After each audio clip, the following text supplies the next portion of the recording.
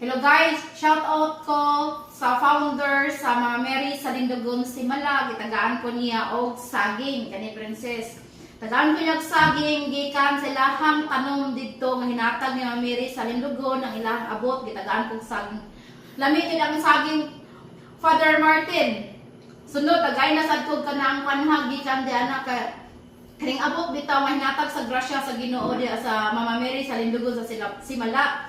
Lami jud kay kanang buntod sa una wala ba nay mga pot kanang wala mo tubo nga tanom karon nga tubo na lami ang abot gikan ni Mama Mary nga grasya og sa Ginoo.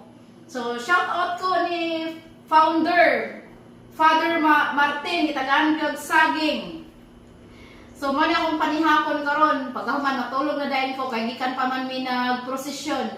So karon pa mi naabot dahil ngayon na nag-procession ni kada 3 siman sa buwan mag-procession. So karon mo ako'y pag-abot na mo na doon ang saging.